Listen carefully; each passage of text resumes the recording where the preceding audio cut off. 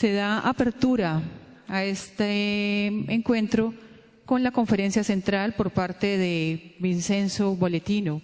Él es profesor de la Universidad de Harvard. Su intervención, experiencias de la iniciativa humanitaria de Harvard, cerrando brechas entre academia y actores universitarios.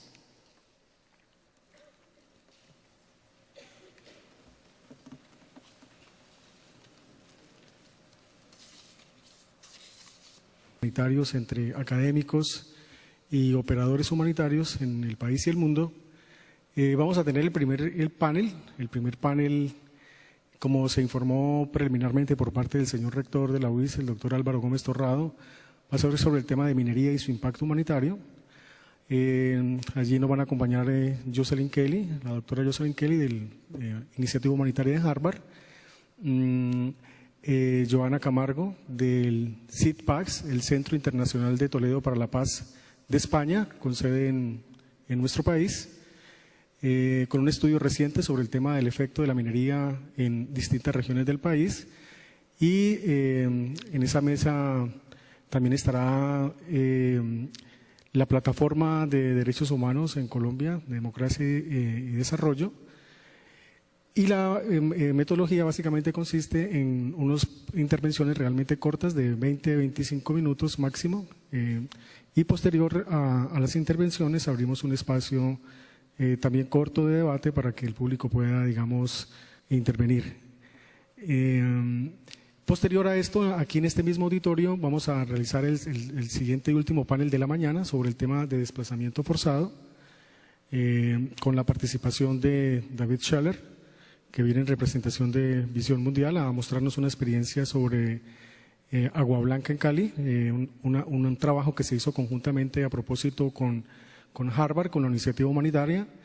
Y en ese panel también estará Eduardo Ramírez de la Corporación Compromiso para explicarnos un poco la perspectiva pues, nacional y un poco lo que ha mostrado las 3 encuestas nacionales de verificación de la Comisión de Seguimiento a la Política Pública.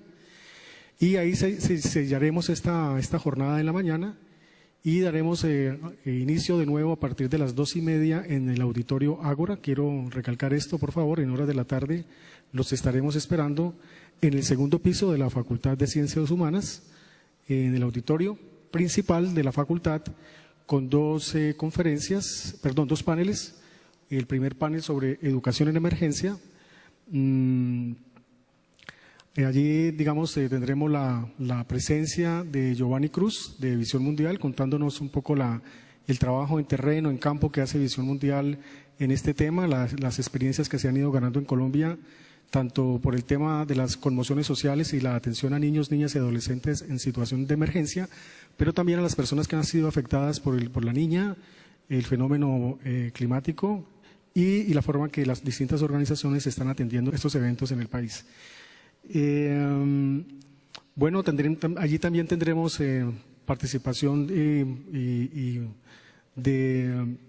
la Escuela de Educación, en fin, y el último panel en horas de la tarde, a partir de las 4:15 de la tarde, es un panel que surgió realmente de una conversación que sostuvimos acá y lo quiero comentar porque me parece muy importante con los profesores de la Escuela de Idiomas y los profesores de la Escuela de Filosofía, el tema de la mirada de la cultura y la víctima desde la perspectiva cultural, literaria y artística. Allí contaremos en ese panel con Shinpei Takeda, es un cineasta y artista japonés radicado en Tijuana que dirige un proyecto internacional que se llama Aya Project. Shinpei nos va a presentar la perspectiva como en memoria histórica de las víctimas de las bombas de Hiroshima, una nueva generación que reflexiona sobre este asunto en momentos en que pues, estos temas siguen siendo vigentes. Él dirigió un proyecto que se llama Aya Project. Nos acompañará también el artista Stephen Ferrer.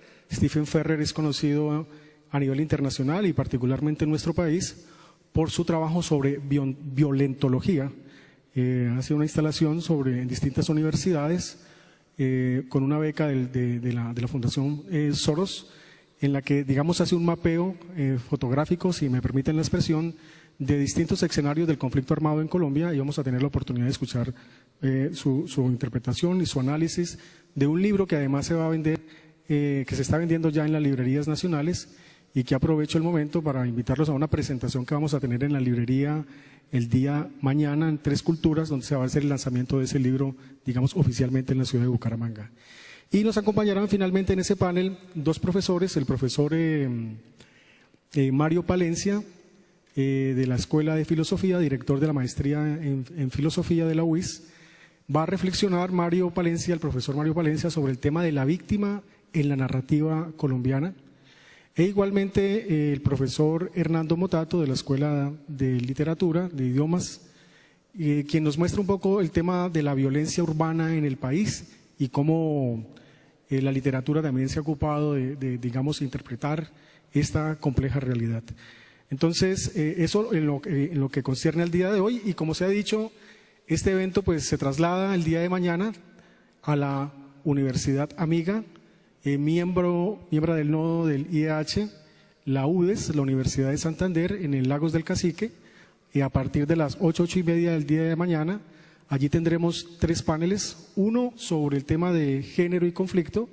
También tendremos la fortuna de compartir con Jocelyn el día de mañana, y allí tendremos a Elizabeth Martínez de la Corporación Compromiso, que es una reconocida defensora de los derechos humanos y que pues de tiempo atrás viene posicionando el tema de mujer y de género en nuestra región y en el país.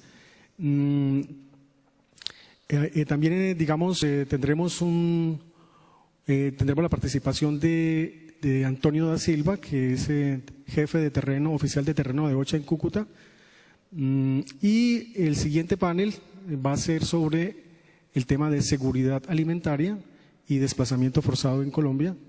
El Centro de Investigaciones Epidemiológicas de la UIS va a hacer una presentación de la investigación que se realizó a nivel territorial.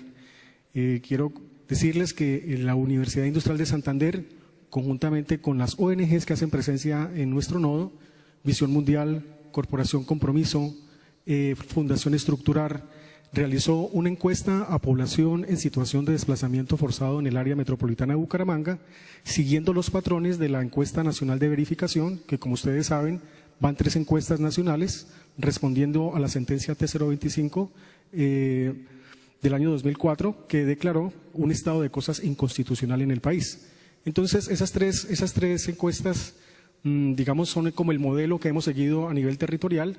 Ya tenemos algunas publicaciones conjuntas que están saliendo en algunas revistas indexadas en el país, que son fruto de ese esfuerzo, pero que pretendemos además que se conviertan, como lo decía Giovanni Cruz en un comienzo, en una herramienta para la política pública en nuestra región. Y si bien los resultados no son los más halagüeños, a nivel territorial también persiste un estado de cosas inconstitucional en relación con las víctimas del conflicto armado, pues de alguna manera ese análisis comparado entre las encuestas nacionales de verificación y las encuestas territoriales nos van a dar una perspectiva a nosotros, quienes participamos en este evento, de las complejidades en las que hoy está inmerso el país cuando se inscribe en una ruta de diálogo con las FARC el gobierno y digamos nos pone de cara a una compleja realidad que ya conocemos, con un optimismo moderado, como ha dicho el gobierno, pero con el deseo también, como se ha solicitado desde algunos grupos insurgentes, de mayor participación de la sociedad civil. En todo caso, muchas gracias por participar en el evento y vamos a tratar de iniciar a continuación con la primera conferencia. Muchas gracias.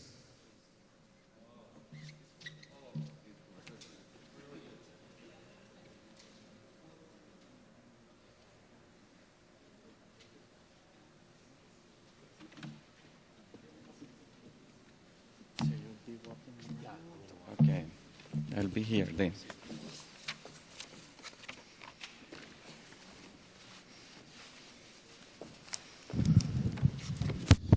Perfect. Okay, thank you everyone. It is genuinely a pleasure to be here. My name is Enzo Bolletino. I am the Executive Director of the Harvard Humanitarian Initiative. Bueno, muchas gracias a todos por estar acá. Es un gran placer estar hoy aquí en este auditorio. Mi nombre es Enzo Boletino, soy el presidente de la Iniciativa Humanitaria de Harvard. I will be speaking today about closing the gap between academia and humanitarian actors.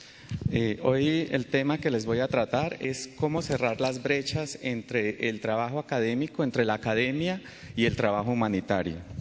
But before I begin, I would like to give a special thanks to the university and especially to both Gonzalo and Jeffrey, who have very generously and kindly hosted my colleague Jocelyn and myself. Thank you.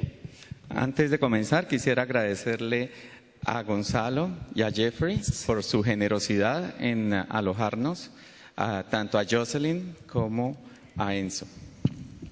I'd also like to thank the very capable technical team in the back that has managed to bring up my slides, without which it would have been difficult to do this presentation. Yeah. También me gustaría agradecerle a todo el equipo técnico, porque sin ellos pues habría sido imposible presentarles las diapositivas que van a ver. So let me begin this. Even better. Let me begin this presentation. I will do it in two parts. There's actually two presentations. Bueno, vamos a empezar la charla que consta de dos secciones, o sea, van a oír dos presentaciones.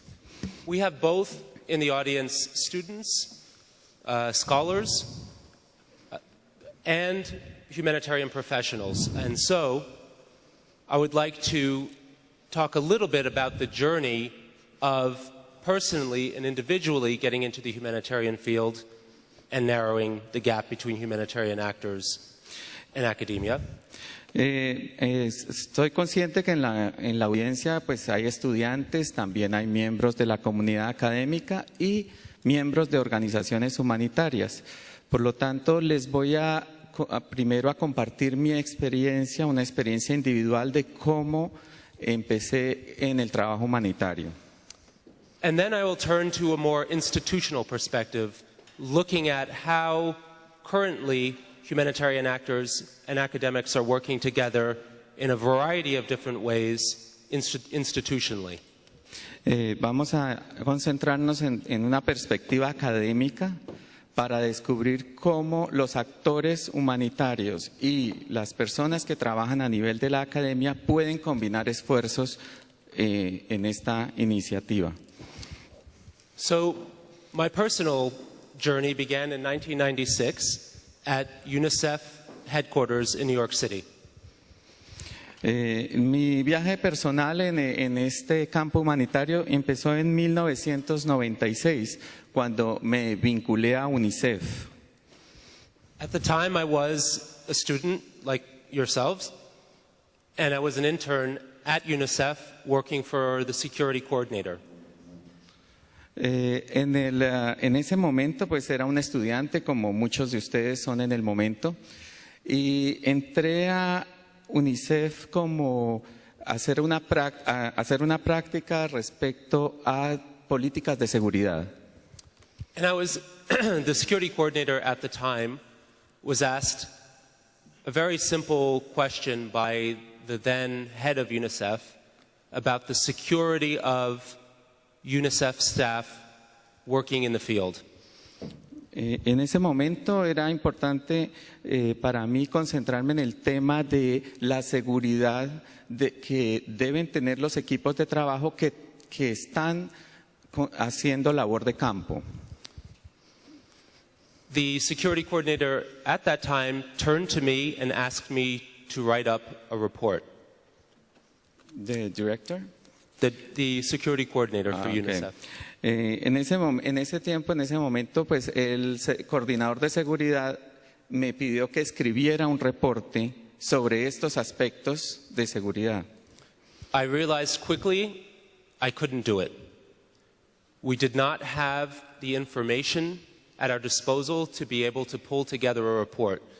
The organization had no systematic way of collecting information from the field, analyzing that information in order to give a clear picture of the security situation that the staff faced. Con esta solicitud me di cuenta que no podía yo realizar este informe debido a que se carecía de información específica o información precisa que permitiera concretar una imagen, un diagnóstico de lo que estaba sucediendo en ese momento. Can we turn to the next slide? It doesn't work from here. It's too far.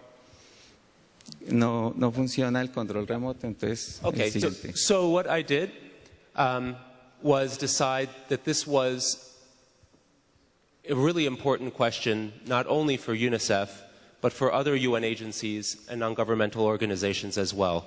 And it inspired me to investigate the question further.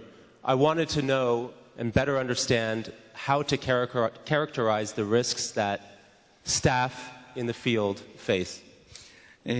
Bueno, con esta solicitud y este darme cuenta de esas carencias de bases para realizar mi informe, me hizo, digamos, definir que yo quería entender mejor y cuantificar esos riesgos que confrontan los trabajadores a nivel de campo. So I looked at what existing literature there was on the subject, how others had approached this question, to try to learn how I could make a contribution and where the gaps were. Lo primero que hice entonces fue revisar la literatura, saber qué publicaciones en ese momento estaban disponibles, que para de esta manera determinar las brechas, los faltantes en esta información y determinar cómo podía contribuir a llenar esos espacios. I found that there was startlingly little information. Virtually no one in the academic field had looked at this problem at all. Me sorprendió darme cuenta que a nivel académico no existía virtualmente o existía muy poca información respecto a este tema de los riesgos. So after I had completed my exams, I took a position at the Center of Excellence in Disaster Management and Humanitarian Assistance in Hawaii. In Hawaii? Ah, okay. Good place. It was, yeah. Okay, bueno, después de entonces, al terminar pues mis exámenes y todos mis requisitos académicos, decidí seguir este campo de trabajo humanitario y me matriculé en Hawái, en el Centro de Excelencia en Manejo de Desastres. While I was there, I began to work with a team to design and build security reporting systems that collected both incidents and surveys to look at security aid workers' perceptions in the field of their security environment. Allí, en este centro, me vinculé con un equipo de trabajo con el fin de definir, hacer un inventario de los incidentes que estaban ocurriendo a nivel de campo y también con el fin de diseñar encuestas para aplicarlas a nivel de campo y así darnos cuenta qué estaba sucediendo. We field tested a prototype of this system here in Colombia, in Bogotá, with UNICEF, and in Haiti as well. Sorry, you tested with the photo. We tested Sí, yeah. Entonces diseñamos un sistema y le hicimos unas pruebas de campo en 3 países. One of them in Bogotá. one in Bogotá, Uno de ellos fue en Bogotá. and the third in East Timor. Y estos fueron 3 países. Unas pruebas se realizaron inmediatamente después de la ocurrencia de emergencias o de situaciones de emergencia y las otras mientras en el transcurso de conflictos internos. Having had that experience, I went back to complete my degree at university, and I then confronted a basic question that many people who are in your position now will be asking themselves. Do I pursue an academic career, or do I pursue a professional career with a humanitarian agency? Una vez finalizado este paso, digamos, de este trabajo en equipo, volví a la universidad para finalizar la investigación y comencé a hacerme preguntas que posiblemente son las mismas preguntas que se hacen muchas personas que trabajan en el campo humanitario. ¿Debo quedarme en la academia? ¿Debo confinarme a un campo académico dentro de una universidad? ¿O debo trabajar en el campo humanitario? I didn't like that choice. No me gusta tomar decisiones en ese aspecto. I wanted to do both, and in this sense, it's when we're talking about what the purpose of this conference is, closing the gaps between academia and humanitarian practice, this is something that is both an individual endeavor where individuals can have great impact. Puesto que no me gusta tomar decisiones al respecto, decidirme por ambas opciones.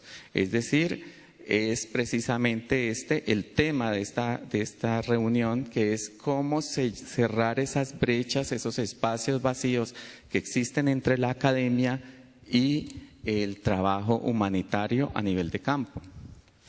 It is also an institutional process that takes time to build amongst institutions as they get to know one another culturally and as they get to understand how each works and what each can contribute to this common problem.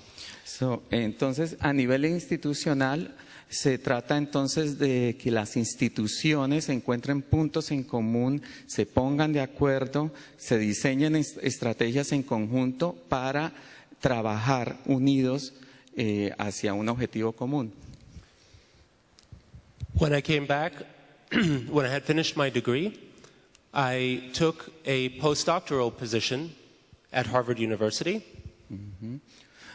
Al finalizar estos estudios, decidí aceptar un puesto en una investigación postdoctoral.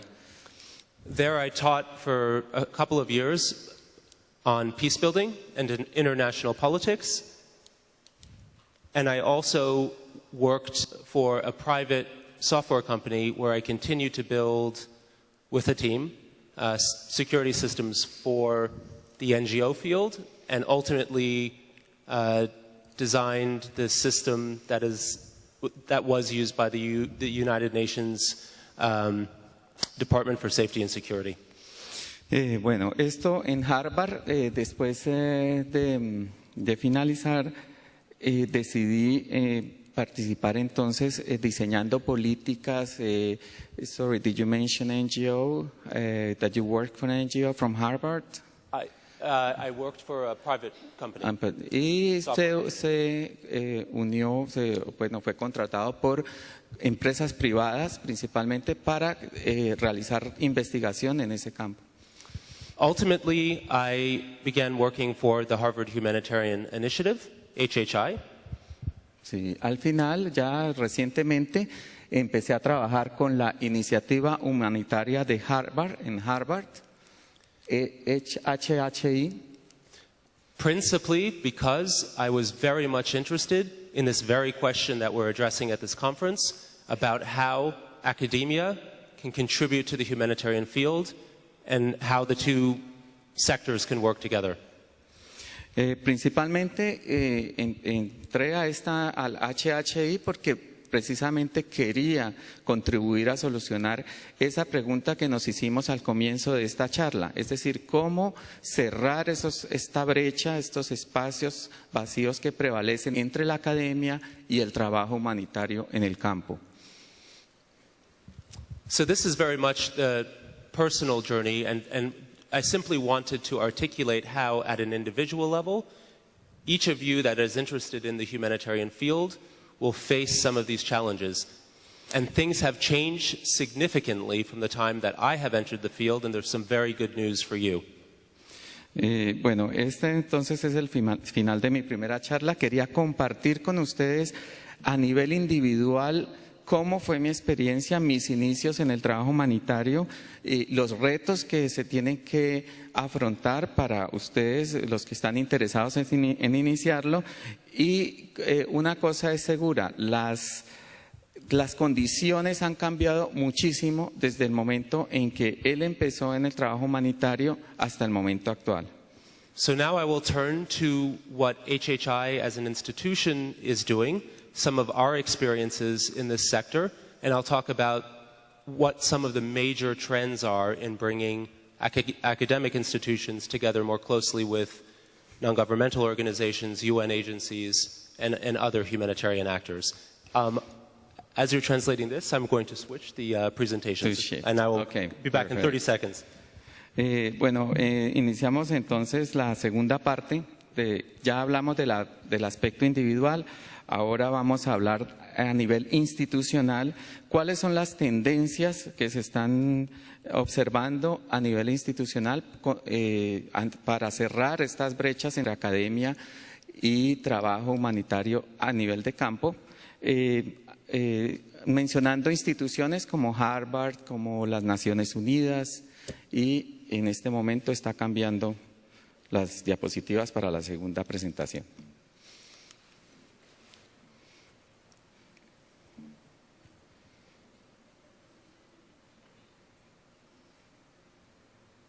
Let's begin first with building the basics for sustained collaboration between the two sectors. Empecemos entonces hablando de cómo construir una colaboración sostenible entre las instituciones. So what are some of the key reasons why it's important that academic institutions work closely with operational UN agencies and non-governmental organizations? Entonces, ¿por qué es importante que las instituciones académicas trabajen de manera cercana, mano a mano, con las instituciones que están trabajando a nivel humanitario?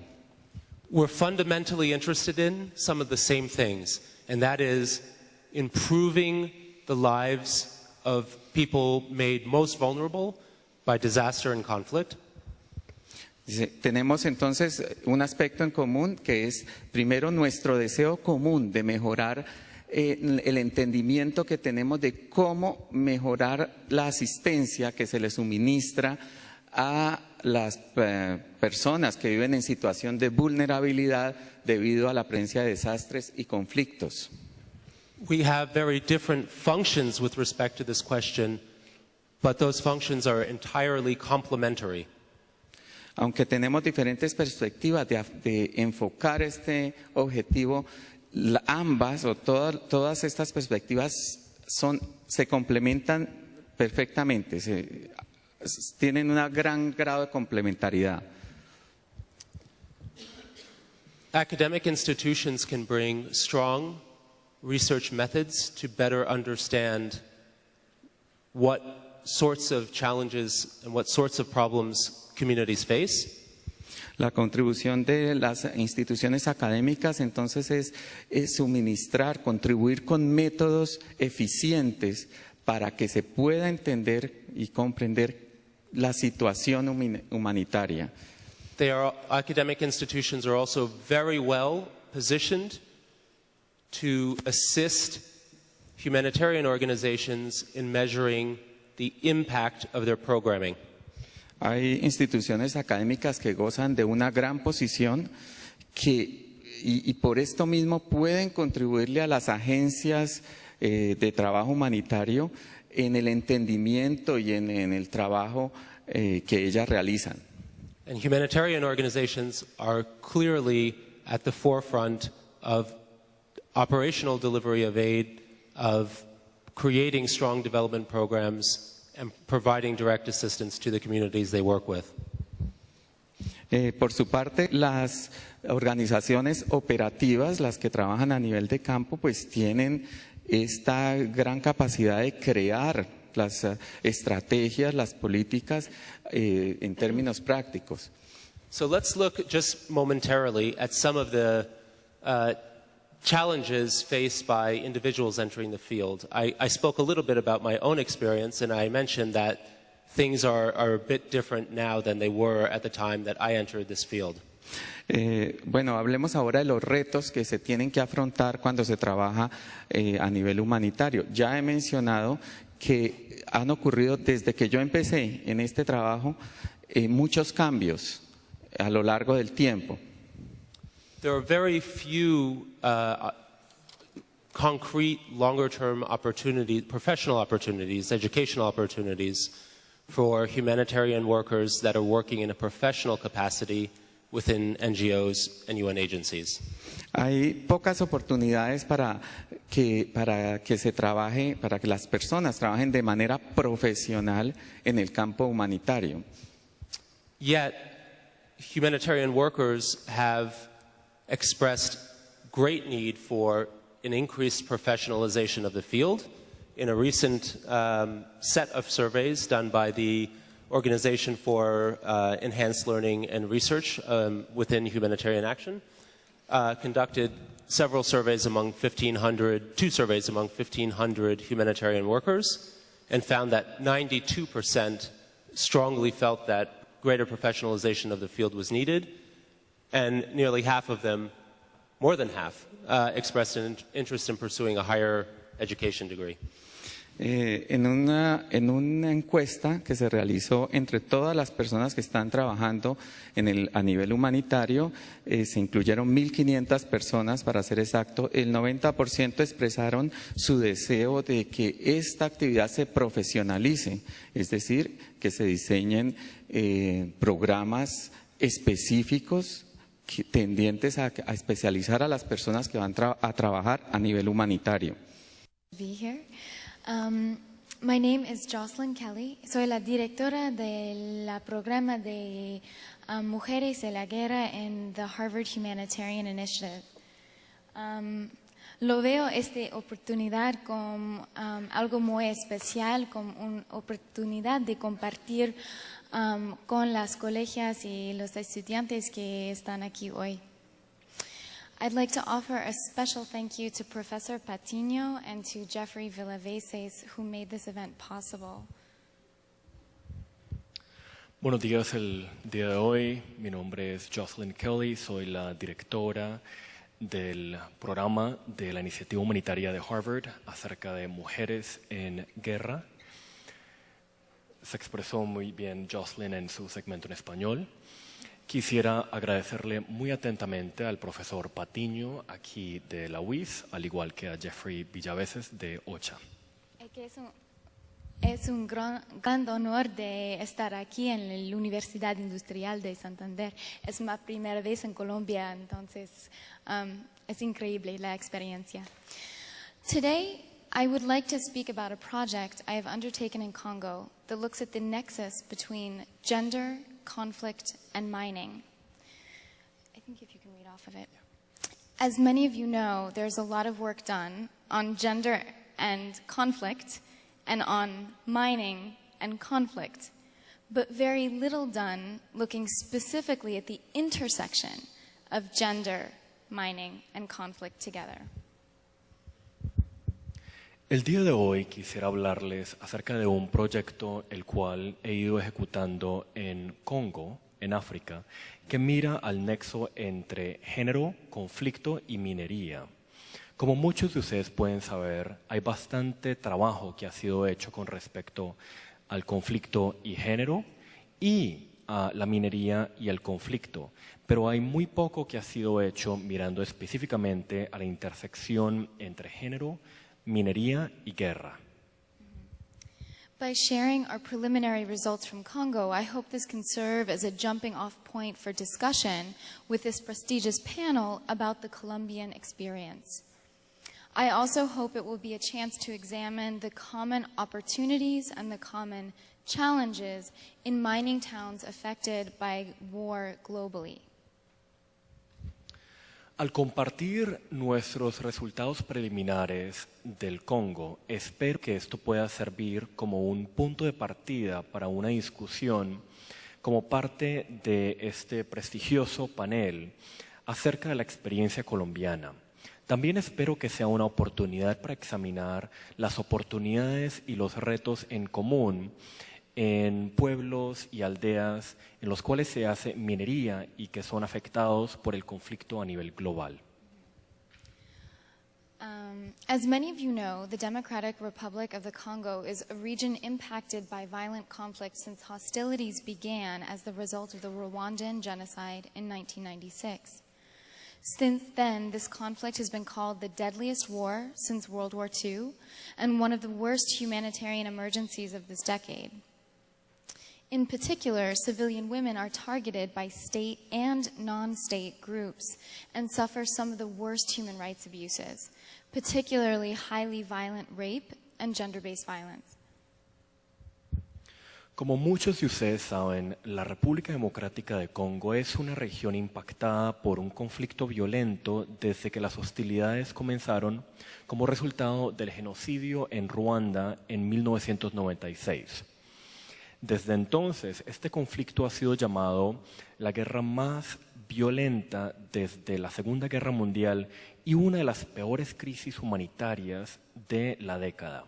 En particular, mujeres civiles han sido el objetivo de grupos armados estatales y no estatales y sufren de los peores abusos de derechos humanos, incluyendo altos índices de violación violenta y de violencia sexual basada en género. Yo he trabajado en Congo después 2007 y algo muy interesante para mí en este proyecto estaba la oportunidad de investigar un poco más un aspecto del conflicto que no entendíamos muy bueno es la minería. Entonces, algo muy interesante para mí es que la minería en Congo,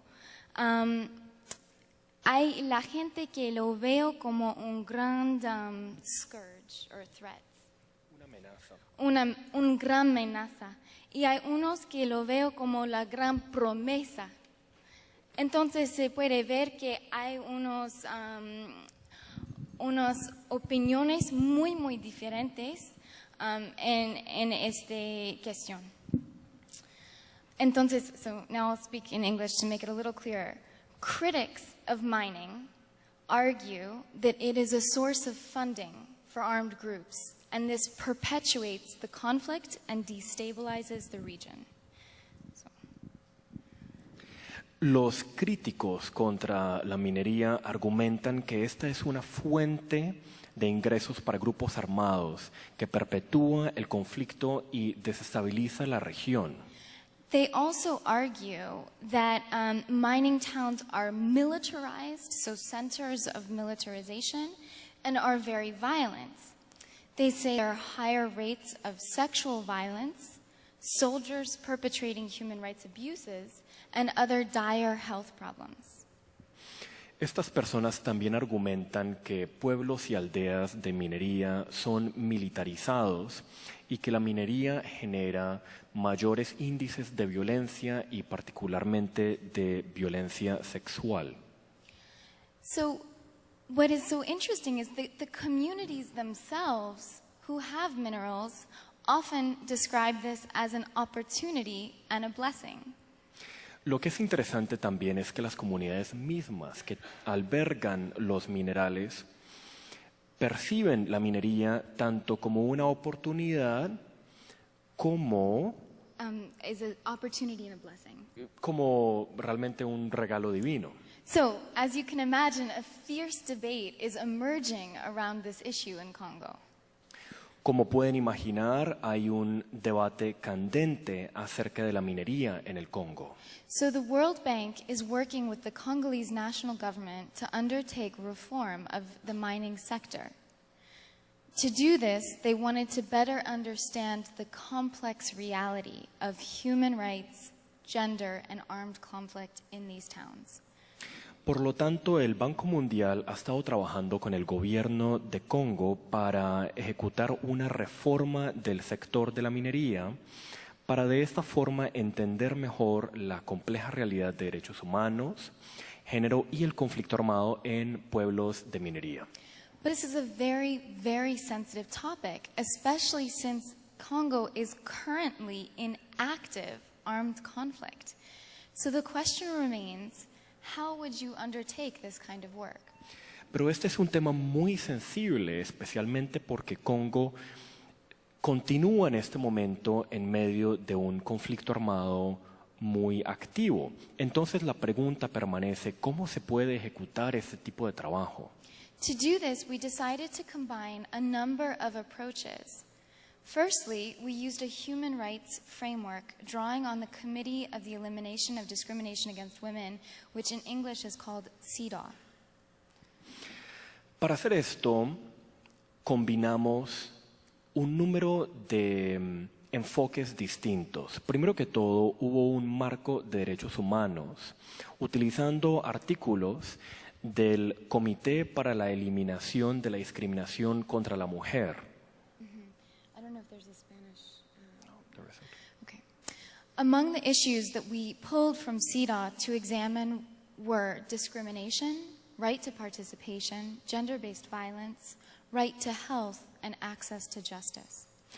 Entre los asuntos que examinamos como parte de este comité fueron los derechos acerca de la discriminación, el derecho a la participación, violencia basada en género, el derecho de la salud y el acceso a la justicia. We then decided to undertake qualitative research through focus groups and interviews, which is very well suited to understanding very complex dynamics and to allow communities in their own words, through their own voices, to tell us how they are impacted and how they see these issues. Después decidimos avanzar una investigación cualitativa a través de grupos focales y entrevistas con informantes clave. La investigación cualitativa es especialmente apta para entender dinámicas complejas y para escuchar de las comunidades en sus propias palabras cómo es que ellos han sido impactados. So we did a two-phased approach. We came to communities and introduced ourselves and started with general questions about the rights that I told you about. Entonces avanzamos con un enfoque de dos fases distintas para entender estos asuntos, comenzando con preguntas que nos ofrecieran un entendimiento general de los asuntos y continuando con la segunda fase que tenía preguntas más sensibles y contextualizadas. So now I'll just present some of the main findings of the work and then welcome reactions from my Colombian colleagues about whether this fits with their thoughts and their experiences. Ahora voy a presentar algunos de los resultados principales de este trabajo y quiero darles la bienvenida a ustedes para que por favor nos compartan sus reflexiones para ver también qué tipo de ecos hay entre estas experiencias. So the first and most interesting result estaba que la minería es un sistema bien adaptada al conflicto. Permítame explicar un poco. In Congo, the main system of creating income used to be farming. El primer resultado y el más importante, como dijo Jocelyn en español, es que la minería está perfectamente o muy fuertemente adaptada para el conflicto en la República Democrática de Congo. Permítame explicarle esto con mayor profundidad. En el Congo anteriormente la actividad económica principal era la agricultura. But the constant danger of looting and predation by armed groups led to a total disintegration of the agricultural economic system. Pero el riesgo constante del robo y la depredación por grupos armados impulsó la desintegración de las economías agrícolas. Mining emerged as one of the only viable ways to earn money, and it was a system that was well adapted to the new realities brought by conflict. So unlike agriculture, mining accommodates displacement and poverty. It's a quick turnaround system that gives you cash in hand. And it became entrenched as a primary source of income for many. La minería salió como una de las pocas formas viables de crear ingresos. Fue un sistema sorprendentemente bien adaptado a las nuevas realidades generadas por el conflicto. A diferencia de la agricultura, la minería acomoda el desplazamiento y la pobreza. Es un sistema que permite el intercambio rápido de efectivo de mano en mano, y la explotación de minerales se convirtió rápidamente en una de las principales fuentes de dinero para muchas personas. Y en el proceso fue reestructurando las estructuras sociales, económicas y políticas. While women are vital actors in mining communities and fulfill a variety of roles, they are also among the most vulnerable to sexual and economic predation.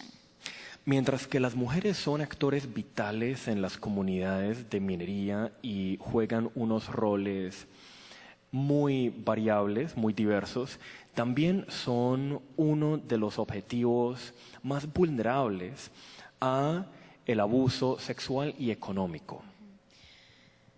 In many sites, women come from other areas seeking work, so they're displaced. They arrive in a mining site with no social network, no peer support, and no resources to help them adapt to their new surroundings. This is one of the reasons why they're so vulnerable to exploitation. En muchos sitios las mujeres provienen de otras áreas buscando trabajo. Frecuentemente han sido desplazadas. Llegan a un sitio de minería sin redes sociales, sin apoyo de sus pares u otros recursos que les puedan ayudar en este nuevo ambiente, dejándolas particularmente vulnerables a la explotación. As in many mining sites throughout the world, drug and alcohol abuse is rampant. And the effects of this are an increase in violence and a breakdown in the social fabric of the villages. Al igual que en muchos otros lugares donde se avanza la minería alrededor del mundo, el alcoholismo y el abuso de drogas se ve de forma muy extensa y tiene efectos profundos al generar violencia y al destruir el tejido social de muchas aldeas. And while money exists around mines, little of these profits often make it back to the miners' families who are hungry children and sick family members who may live further away from the quarries.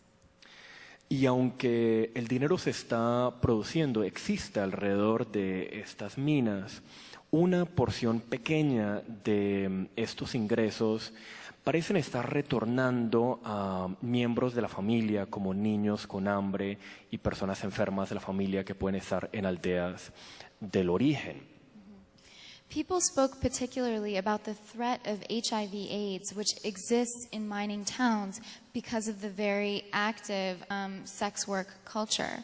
They also say that the nearly non-existent health systems is not equipped to handle this threat.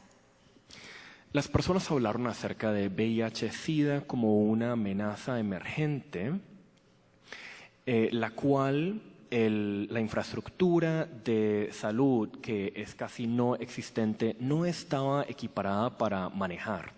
In addition, the very close quarters and hard labor mean that there are multiple other health issues that exist in mining towns that require special attention.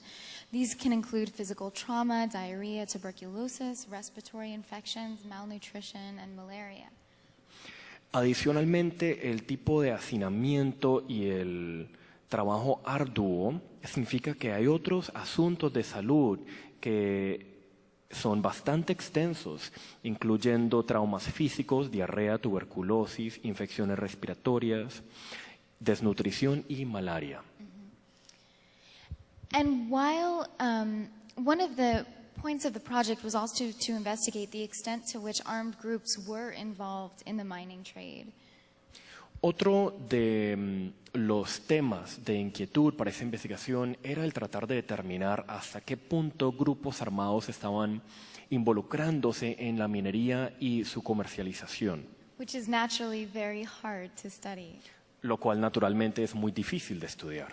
In the communities we visited, we found that armed group control was present and it was powerful, but it was also well hidden.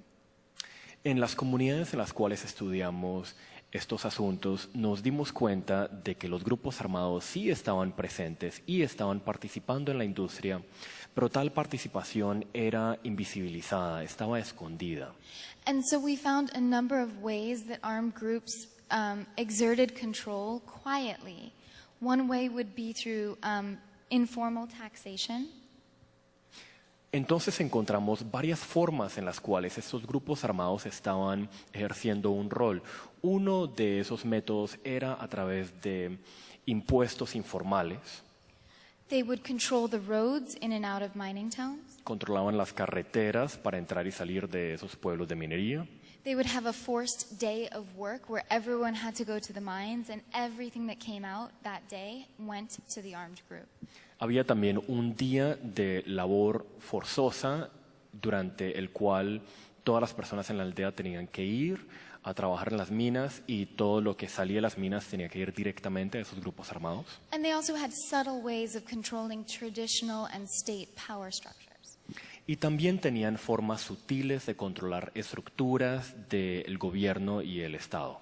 The good news is we found in every mining town we visited a remarkable energy and engagement from civic informal associations. La buena noticia es que en cada uno de estos pueblos de minería que visitamos encontramos un nivel sorprendente de actividad, de vibrancia en organizaciones, asociaciones civiles informales. But these organizations often didn't have the resources or the power or the voice to effect change against entrenched power structures. Pero estas asociaciones frecuentemente no tenían el poder, la voz o los recursos para efectuar un cambio en las estructuras. So we see a very mixed message from the mining towns emerging. On one hand, people love the economic opportunity and the income. Entonces vemos un mensaje muy mixto acerca de la minería en estos pueblos. Por una parte vemos que en esos pueblos se agradece mucho, la gente está muy alegre con los ingresos que se están produciendo, pero However, it is true that there's an enormous number of human rights abuses, health threats, and challenges to using those profits in appropriate and ethical ways. Pero también encontramos que hay una cantidad significativa de retos acerca de la salud, acerca de los derechos humanos y también que hay muchos obstáculos para poder utilizar esos recursos de una manera apropiada y ética. So we return to the subject that we were just discussing in the opening session of how to help communities engage more effectively and powerfully in creating the kind of reality that they would like to see in their societies. Así que retornamos al tema anterior de esta mañana acerca de cómo podemos ayudarle a comunidades para que puedan efectuar los cambios necesarios. As always, we see employment as one of the biggest drivers of change and development. However, employment must not be predatory, but rather feed back into the community in a sustainable way. Como siempre vemos que el empleo juega un rol primordial en proveerle recursos a las personas. Sin embargo, tal empleo no debe ser predatorio, sino que debe de responder a la importancia del acceso a la salud y a reducir la violencia contra la mujer. And above all, to give women opportunities for employment that don't include sex work or predatory practices in the mines. Se le deben de otorgar oportunidades de empleo a mujeres que no involucran trabajo sexual u otros tipos de actividades predatorias en las minas. And another, I think, very powerful intervention would be to strengthen the capacity of local associations to advocate for their own rights.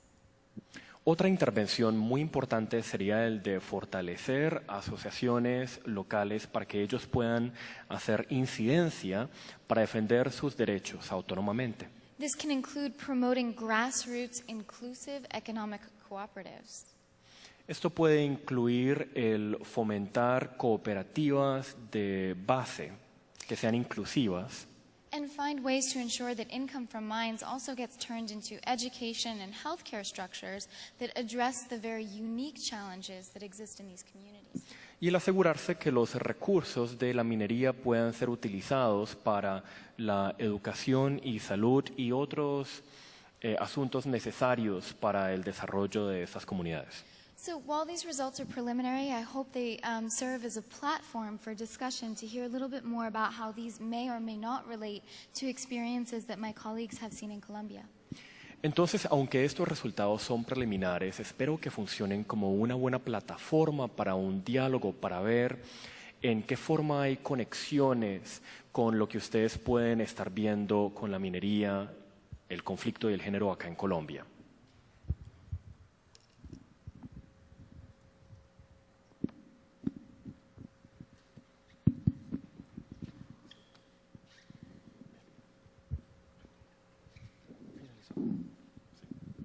Muchas gracias.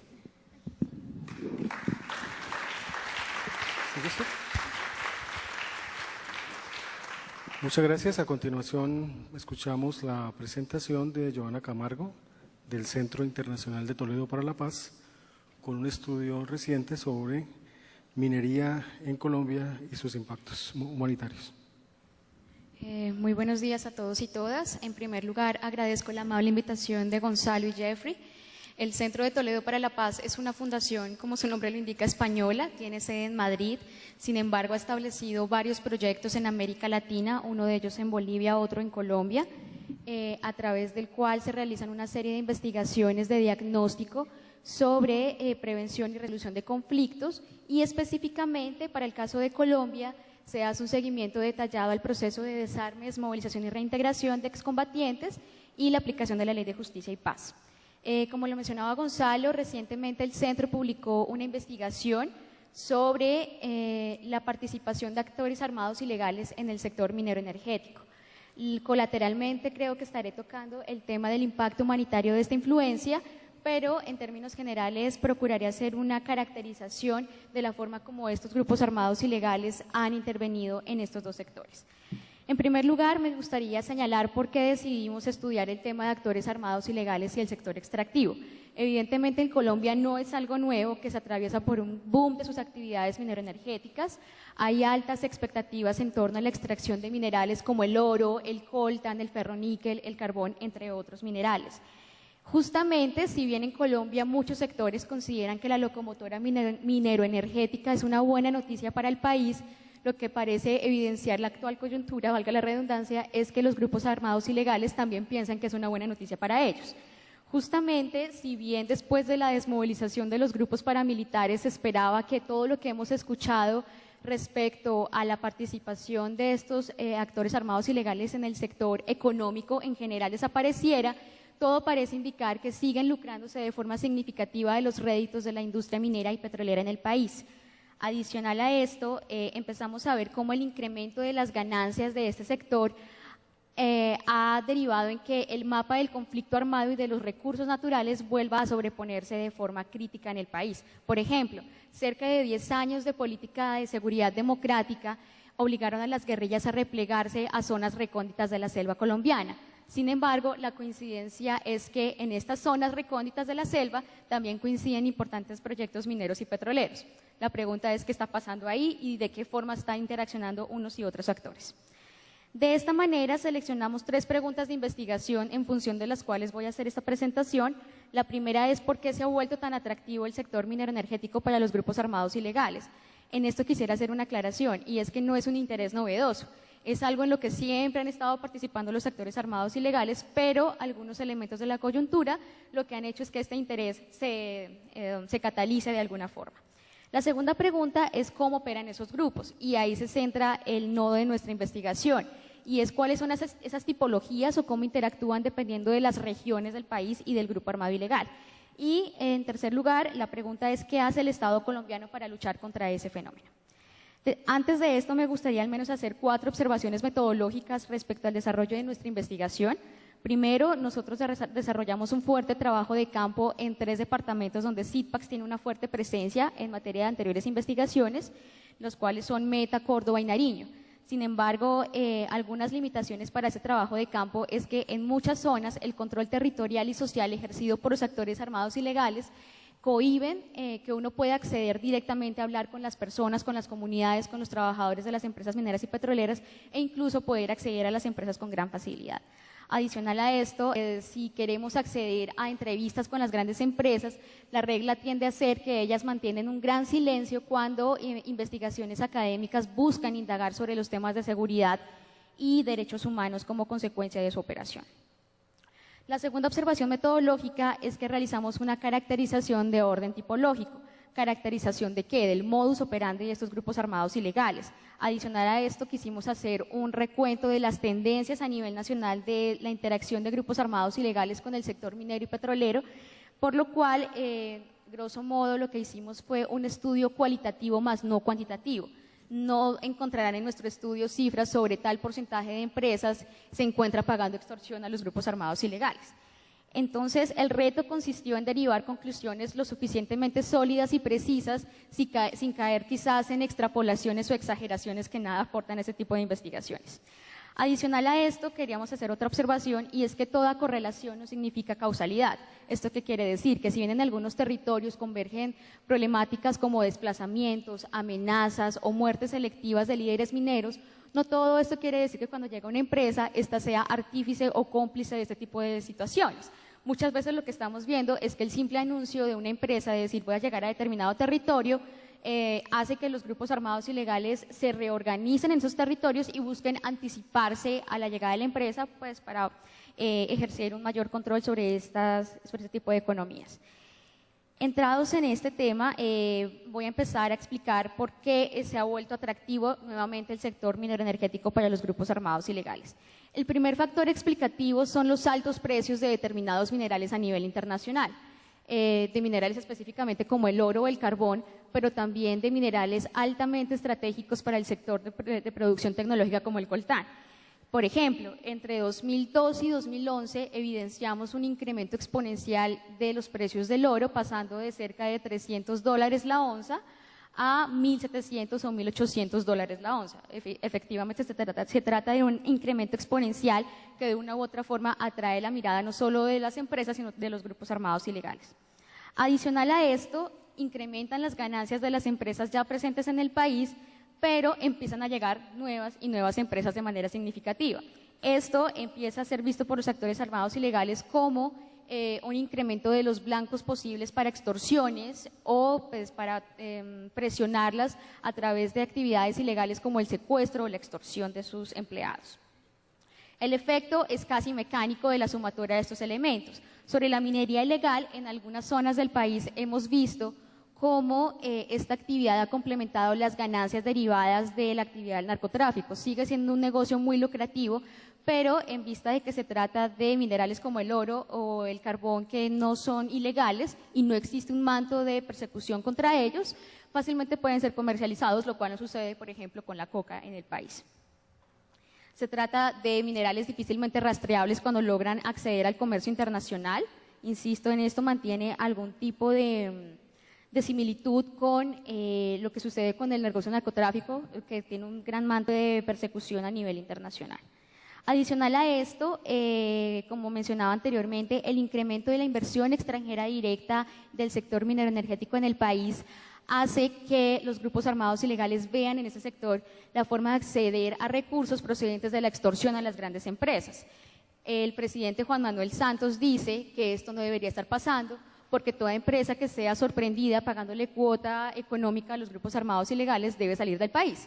Si bien en teoría esto debería no estar sucediendo en el territorio colombiano, la evidencia parece ser que casi todas las empresas presentes tienen que pagarle algún tipo de cuota económica a los grupos armados ilegales.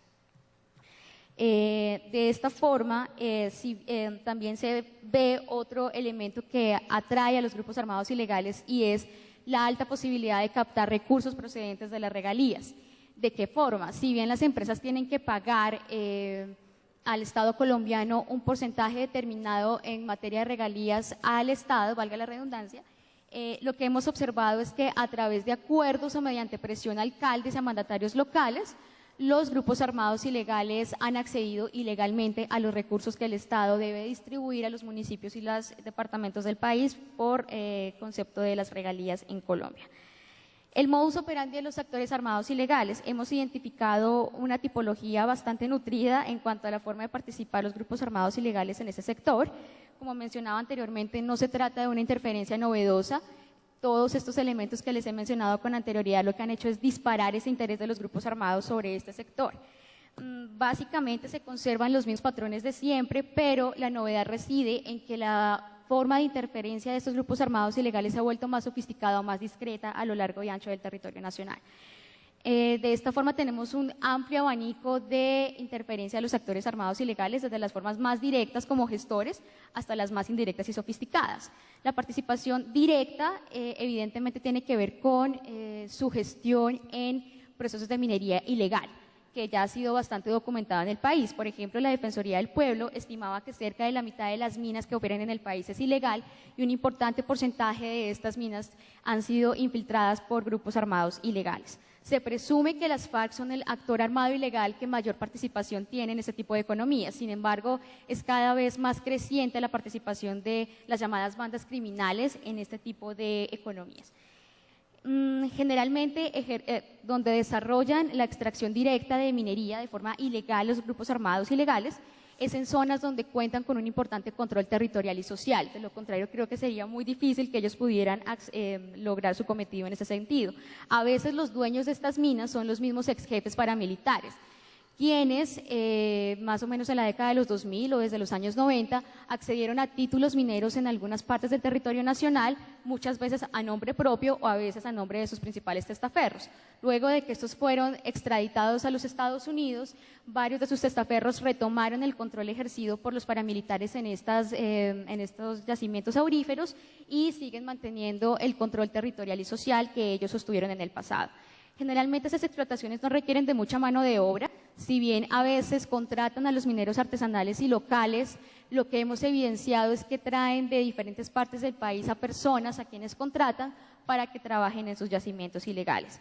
Frente a los mineros artesanales hay una problemática muy seria en términos humanitarios y es que son víctimas de extorsiones en función del tiempo que van a estar trabajando en las minas, de la cantidad de minerales extraídos, entre otros asuntos. Entonces, quienes se atrevan a cuestionar ese control ejercido por los grupos armados ilegales son víctimas de desplazamientos, de amenazas o de desapariciones en algunos casos.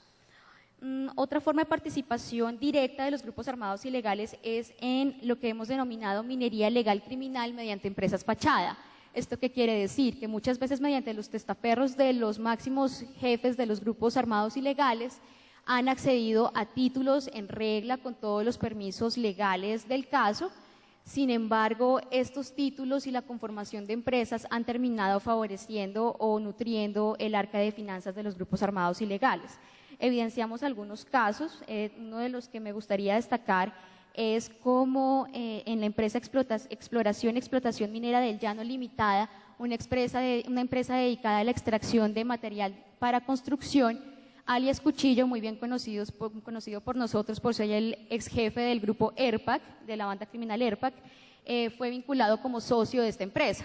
Fue vinculado como socio de la mano de un exgobernador del Guaviare, que actualmente se encuentra recluido en prisión luego de que le fueron comprobadas sus relaciones con este grupo armado ilegal. Otra forma de extracción ilegal de minerales por parte de los grupos armados ilegales se da cuando estos tienen controladas las rutas a través de las cuales estos se comercializan o se movilizan a lo largo y ancho del territorio nacional. Si bien, por ejemplo, retomando la economía del coltan, el coltan que es extraído muchas veces de zonas prohibidas para la minería en el país, pero los grupos armados ilegales al controlar la ruta de movilidad de esos minerales terminan siendo reportados en determinados municipios como parte de la minería de procedencia transparente, lo cual no es así. Otra forma de participación directa tiene que ver con la extorsión a las grandes empresas. Como les decía anteriormente, no es un secreto que muchas de ellas siguen pagando a los grupos armados ilegales. En entrevistas que realizamos en el departamento del Meta, la policía nos decía que si bien es uno de los departamentos con mayor producción petrolera, no se evidencian mayores casos de ataques contra la infraestructura petrolera o denuncias sobre extorsiones. Cuando hablamos con la Defensoría del Pueblo, lo que entramos a observar es que se trata de una práctica generalizada y que si no pasa nada es porque todos están pagando cuota a los grupos armados ilegales. Sin embargo, hay una línea muy porosa entre cuando se trata de pagos mediados por la violencia, es decir, cuando la empresa tiene un revólver en la cabeza y no le queda otro remedio que pagar a los grupos armados ilegales, o cuando se trata de una práctica voluntaria o esas están aportando directamente a los grupos armados ilegales. Ahí creo que es una frontera muy difícil de determinar y tal vez nunca lo logremos establecer. Una práctica indirecta de los actores armados ilegales sobre el sector minero energético es cuando estos participan como facilitadores de la llegada de las grandes empresas al país. Básicamente lo que se busca es despejar el territorio para que estas empresas logren operar con cierta facilidad a lo largo y ancho del territorio nacional. Si bien no hay denuncias ni pruebas contundentes al respecto, varias organizaciones como el PNUD o CODES han alertado sobre la forma como la competencia por el uso del suelo y del subsuelo han sido una excusa para que los actores armados ilegales despojen o presionen a las comunidades locales para que dejen implementar este tipo de economías. Algunos estudios estiman que cerca del 80% de las violaciones a los derechos humanos se desarrollan en zonas donde se desarrollan proyectos mineroenergéticos. Adicionalmente, cerca del 87% de la población desplazada del país procede de estas zonas. Sin embargo, vuelvo a ser insistente en el tema de que toda correlación no significa necesariamente causalidad. Muchas veces los municipios donde esto sucede son objeto de disputas de actores armados ilegales, por ejemplo, para seguir manteniendo control sobre las rutas del narcotráfico. Y la llegada de las empresas lo que hace es dinamizar precisamente que tenga lugar la dinámica del desplazamiento forzado. A veces lo que evidenciamos es que los grupos armados ilegales difícilmente uno los puede identificar como partícipes o artífices de relaciones con las empresas con los grupos armados ilegales, pero parece que ellos tienen una actitud pasiva, que de cierta forma se benefician de lo que pasa en los territorios donde están operando, pero no se pronuncian al respecto ni denuncian esta situación ante las autoridades competentes. Hay unas modalidades más sofisticadas o indirectas de captación de recursos por parte de los actores armados ilegales. Tenemos algunas evidencias que ustedes pueden consultar en nuestro informe publicado en nuestra página web. Una de ellas tiene que ver con la provisión de servicios de protección mediante empresas contratistas. Entonces, a la par que las grandes empresas mineras y petroleras del país han contratado a las grandes del sector de seguridad como 4GS, vemos cómo se proliferan las empresas de seguridad en el país que muchas veces han vinculado a desmovilizados de las autodefensas o de agrupaciones guerrilleras. Evidentemente, las largas cadenas de contratación y subcontratación son el elemento perfecto que excusan a las empresas para no mantener cierta conciencia de las personas que conforman estas empresas. Adicional a esto, en algunas partes del país, específicamente al oriente del país, hemos evidenciado cómo cuando la mano de obra local es contratada por las empresas mediante juntas de acción comunal u otros espacios de participación comunitaria, los grupos armados ilegales influyen en esos espacios de tal forma que los controlan de una parte y segundo, prácticamente toda la mano de obra que pasa por este filtro, si es aprobada, tiene que pasar por el filtro de los grupos armados ilegales. Esto tiene varios beneficios para ellos. En primer lugar, desde adentro ejercen como vigilantes de todo tipo de movimiento social que pueda entorpecer las actividades de las empresas petroleras. Entonces, fácilmente, pongamos un ejemplo, todas las manifestaciones que hubo en el departamento del Meta el año pasado fueron fácilmente señaladas por muchos sectores como infiltradas por agrupaciones guerrilleras como las FARC. Sin embargo, según fuentes consultadas en terreno, esta parece ser una práctica que cada vez se incrementa a medida que aumentan las exploraciones petroleras en este departamento. Igualmente, muchas de las personas que son vinculadas al interior de las empresas petroleras han debido certificar que residen en ese municipio. Y una forma de certificarlo es decir que forman parte del censo electoral de esos municipios. De tal manera que si se han inscrito en esos municipios, porque muchas veces son personas que proceden de otras partes del país, son fácilmente acogidas como un caudal electoral para favorecer la elección de mandatarios locales afines a los intereses de estos grupos armados ilegales. Vuelvo e insisto, este es un caso que visibilizamos en el departamento del Meta y es posible que suceda en otros departamentos petroleros del país. Tal vez sería esto todo por ahora. Los invito a que consulten el informe de SITPACS en nuestra página web. Allí podrán encontrar más información sobre los casos, ejemplos puntuales y en algunas ocasiones nombres puntuales de empresas y comunidades. Muchas gracias a Joana. La presentación de Daniel Manrique, de la Plataforma Colombiana de Derechos Humanos y Democracia y Desarrollo. Bueno, muchas gracias. Profundamente complacido por estar en Bucaramanga y por estar en este auditorio académico tan profundamente solemne. La Plataforma Colombiana de Derechos Humanos, Democracia y Desarrollo es una red de organizaciones sociales, no gubernamentales, sindicales, entre otros, en todas partes del país, que propende o que promueve acuerdos estratégicos entre estas organizaciones para propender por la profundización de un modelo de desarrollo que redunde en la democracia y en el ejercicio integral de los derechos humanos.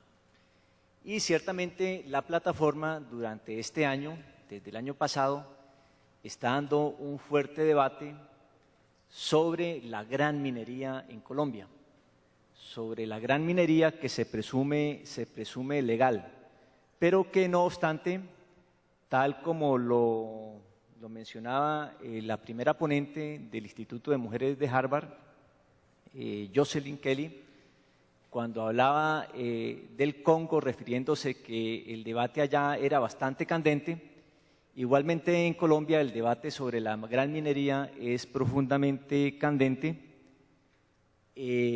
y no solamente el debate, sino también la realidad misma. Y entendemos entonces por gran minería esa que se promueve a nivel de la política pública de desarrollo económico y que ha dado en llamarse como la locomotora minera.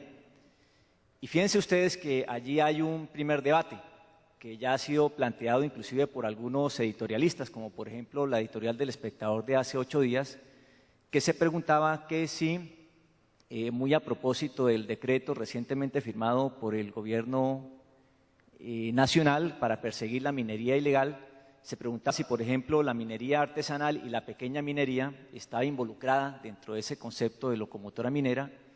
Y lo mismo el pasado lunes, hace 8 días, también aparecían unos debates en el periódico El Espectador sobre si por si acaso esa persecución contra la minería ilegal no iba dirigida también contra esa pequeña minería para ponerla al servicio del capital extranjero. De manera que, si bien es cierto, desde una perspectiva de desarrollo, con la gran minería, con la locomotora minera, se quiere jalonar el progreso del país. Desde la plataforma nos preguntamos si en verdad ese progreso está garantizado o si por el contrario detrás de ese discurso y esa práctica no está deviniendo una catástrofe, diríamos nosotros y nosotras, para el país por las implicaciones ambientales de la minería, por las implicaciones culturales, por las implicaciones en el derecho al trabajo, por las implicaciones en general sobre el ejercicio de la territorialidad. Muy bien, y si hay algo de lo cual no dudamos es de la contribución, podemos mirar la siguiente diapositiva, de la minería en el crecimiento económico del país. Y esto está sucediendo no solamente en Colombia, sino en toda la región y diríamos en el mundo entero. Realmente es sorprendente. Es sorprendente la forma como la minería, el sector minero y de hidrocarburos jalona el crecimiento productivo y económico del país. Ahí están los datos. Nomás en el 2011 el PIB creció casi 6 puntos y en el primer semestre de este año creció casi 5 puntos. Pero la minería jalonó ese crecimiento en el 2011 en más de un 14% y solamente en el primer semestre de este año en más de un 10%. Los que más han contribuido a ese crecimiento económico es el carbón y por supuesto también el oro, precisamente por lo que ya nos acababan de explicar, por los altos precios del mercado internacional de esos commodities, de esos productos. Pero en Colombia el níquel, por lo menos hasta el primer semestre de este año, tuvo un crecimiento sorprendente, más del 83%. Seguramente eso tenía que ver con la renovación del contrato de la niquelera en Cerro Matoso. El hierro tuvo un crecimiento del 100% nomás en el primer semestre del 2012 y de una manera más modesta el petróleo y el gas natural. Ya nos lo decían, podemos mirar la siguiente diapositiva. Este crecimiento económico, estrictamente económico, productivo, en el PIB, en el Producto Interno del país, deviene de unos altos precios del mercado internacional. Valdría la pena preguntarnos entonces a qué deviene ese incremento sorprendente de los precios. Ese fuerte incremento de los precios de los minerales en el mundo ciertamente está configurando, a nuestro modo de ver, una nueva geopolítica mundial, un modelo extractivista para países primarios en materia de producción como el nuestro. Y al parecer ello deviene a dos fenómenos. Un fenómeno de seguridad o unos problemas respecto a la seguridad energética. Es uno de ellos. El mundo está llegando a unos topes máximos en materia de productividad de minerales, sobre todo para la producción de energía. No obstante que la demanda sigue en constante aumento. Eso ha hecho que los países que más consumen minerales para producción de energía para la demanda de sus habitantes se hayan provisto de una mejor manera de la consecución de esos minerales. Y segundo, está el tema de la crisis económica global. Esto ha hecho igual que los emporios capitalistas dejen de resguardar su dinero en unas falacias o en unas mentiras que son los papeles y lo resguarden más bien en mineral contante y sonante como lo es el oro.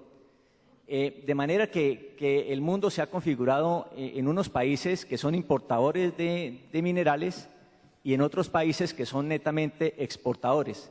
Y resulta sencillamente que los países que son importadores se aseguran de hacer un control territorial y poblacional mediante reformas institucionales y legislativas sobre los países netamente exportadores.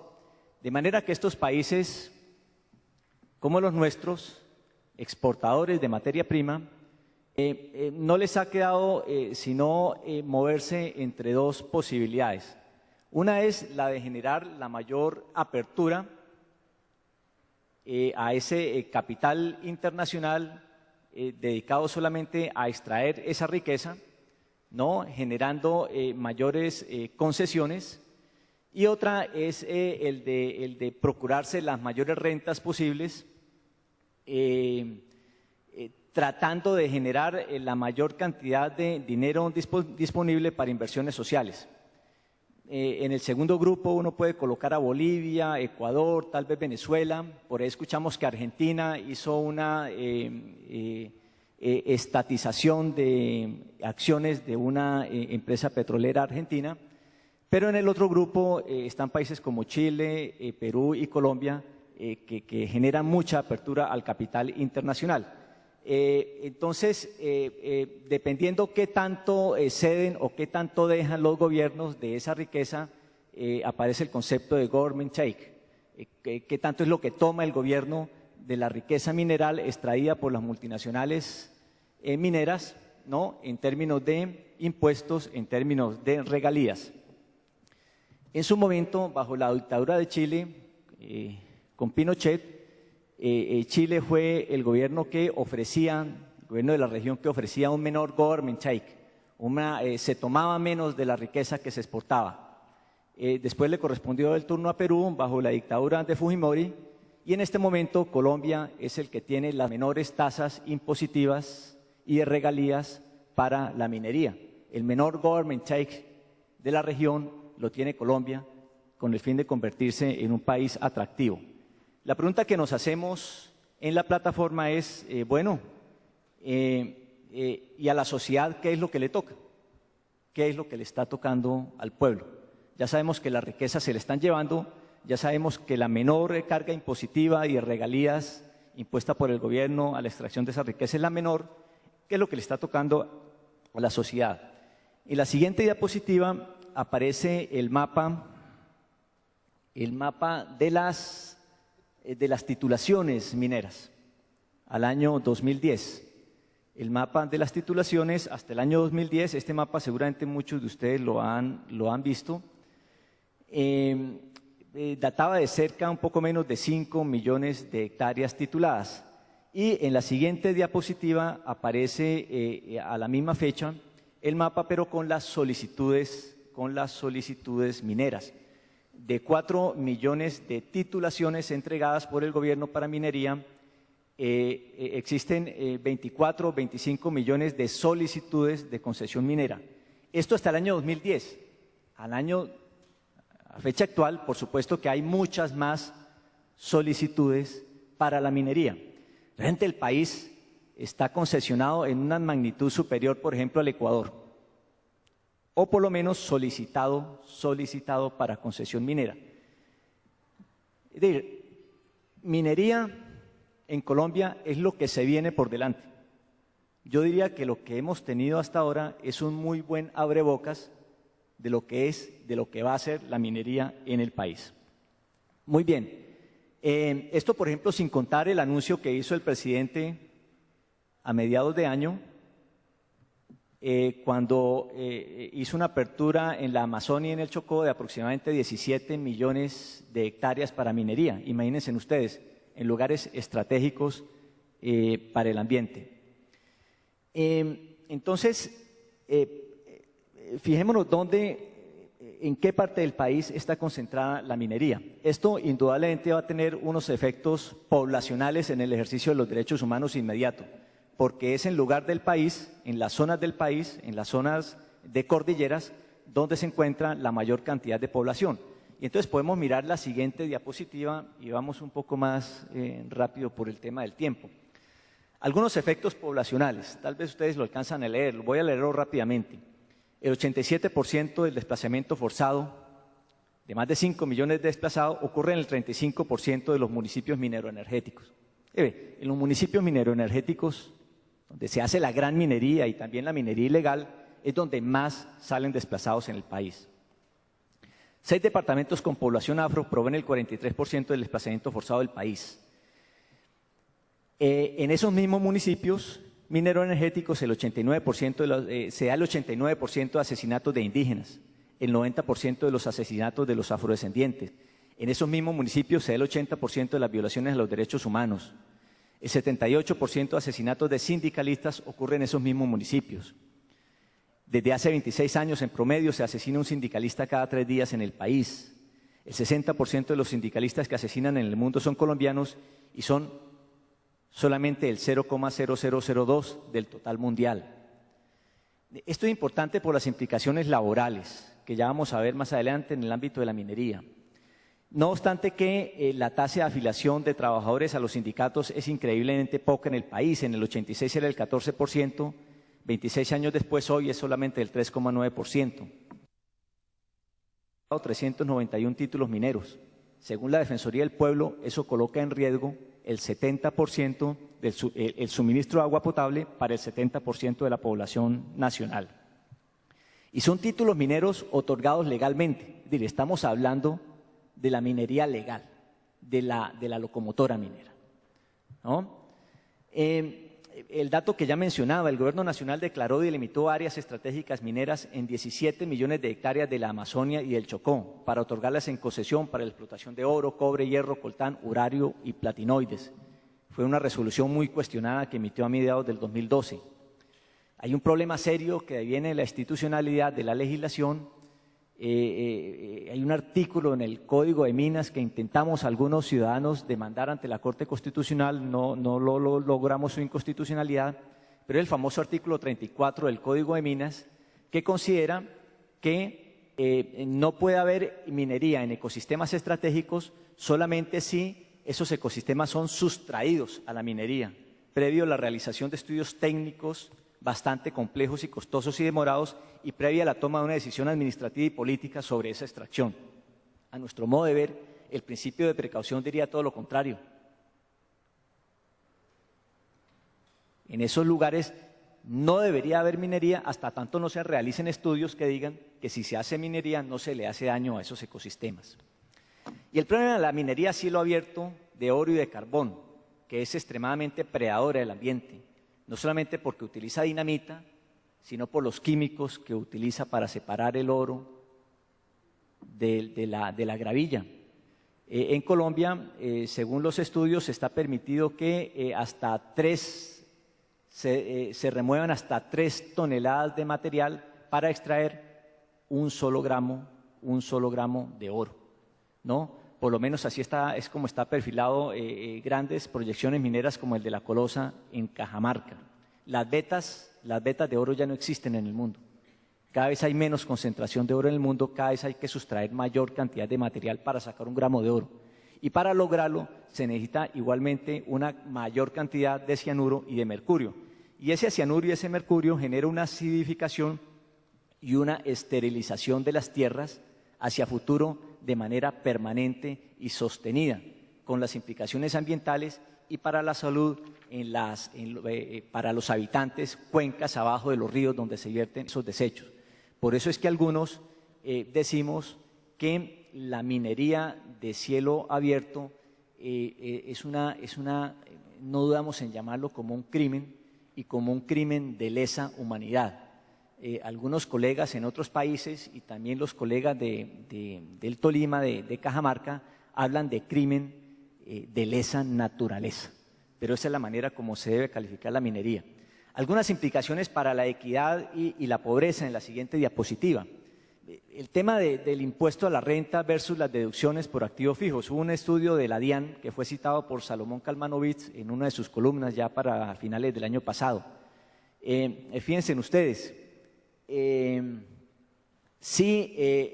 petróleo para el año 2010 pagó un impuesto de renta de 5,5 billones, a su vez para el mismo año tuvo deducciones la actividad petrolera por la importación de activos fijos equivalente a 20,5 billones. El país le salió a deber 15 billones de donde no los tenía. Hubiera sido mejor que no hubiera petróleo en este país. Pero lo mismo se puede decir del carbón y de otros minerales. Esto sin mencionar problemas relacionados con la concentración de la tierra. La titulación de la actividad minera sobre el suelo nacional se encuentra extremadamente concentrada, con solo 694 títulos mineros de más de 9.000 registrados a febrero de 2012, 18 compañías tenían el 30% del área titulada en una extensión de más de 5 millones de hectáreas. Problema de la concentración de la tierra. Y en general, digamos, la exportación de mineral genera una importante riqueza. Esa riqueza no se revierte sustancialmente para el país en tributos, en regalías, y seguramente que si no estamos respaldados por una actividad industrial fuerte, el mayor ingreso por divisas de esa exportación seguramente generará revaluación de la moneda, mayor inflación, mayor debilitamiento de la industria nacional. Esto es lo que conocemos como enfermedad holandesa. Concluimos, hay impactos culturales.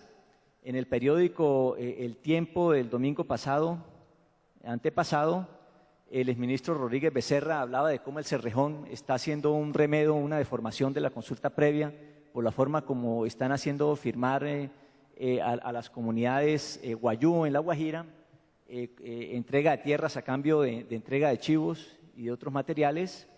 Igualmente sabemos de la amenaza a los emberacatíos por parte de la Muriel Minin y de los amigos de la toma en Suárez, Cauca, afrodescendientes, pero ciertamente, leo rápidamente, a 2009, el 16,51% del área de resguardos y el 29,5% de los territorios de negritudes se encontraba bajo solicitud de licenciamiento minero, y ya para el 2010 el 2,22% del territorio de comunidades negras y el 0,85% de territorios indígenas ya se encontraba concesionado. Lo mismo en materia de derechos laborales. La minería no es que genere tampoco mucho empleo y no necesariamente calificado, y por lo menos devenido de los conflictos del año pasado en Pacific Rubiales se evidenció una situación de explotación laboral donde los trabajadores siempre se encontraban adscritos a subcontratistas sin garantías laborales, soportando difíciles condiciones de vida. Concluimos de esa manera para mencionar que